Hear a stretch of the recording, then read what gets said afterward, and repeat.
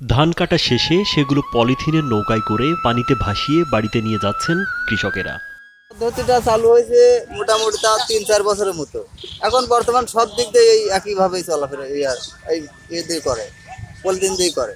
খালগুলো পানিতে ভরে যাওয়ায় জমিতে গাড়ি যাওয়ার উপায় নেই। পানির মধ্য দিয়ে মাথায় করে ধান বহন করাও খুব কষ্টকর, তাই এটাই তাদের কাছে সহজ মাধ্যম।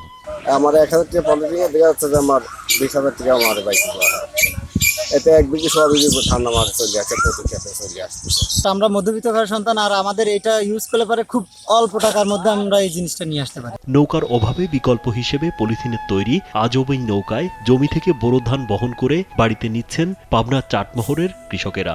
ওয়ালটন আবারও মিলিয়নিয়ার অফারে ওয়ালটন ফ্রিজ কিনে আপনিও হয়ে যেতে পারেন মিলিয়নিয়ার। উপজেলার বোয়ালমারী এলাকায় চোখে পড়ে এমন দৃশ্য।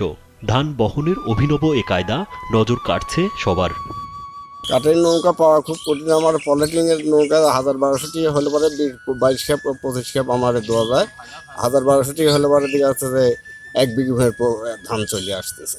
পলিথিনের নৌকা তৈরিতে খরচ খুবই কম। মাত্র ৩০০ থেকে ১,০০০ টাকার মধ্যে পলিথিনের নৌকা তৈরি করছেন কৃষক। ২ কেজি পেপার কিনে গেলে ধরেন আমার মনে করেন যে ৫০০ টাকা হইলে বাড়ি হয়ে যাচ্ছে। ৫০০ টাকার পলিথিন হলে পরে ১.৫-২ বিঘি ভুঁইয়ের ধান আরামে চলে আসে।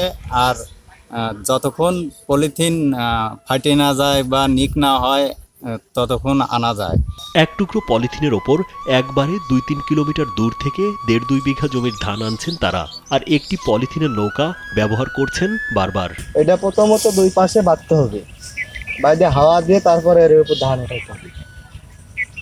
ওই অনেক দূর থেকে নিয়ে আসতেছি তো, নৌকা টোকা কিছু পাইনি, নৌকায় আরো খরচ বেশি হয়, এই জন্য আর কি হাওয়া দিয়ে ধান নিয়ে আসতেছি। ধান পরিবহনের সময় পলিথিনের এই নৌকা ডুবে যাওয়ার কোনো ভয় থাকে না, তাই অল্প খরচে ধান ঘরে তুলতে পেরে বেজায় খুশি চাষিরা। রাজীব বিশ্বাস, কালবেলা।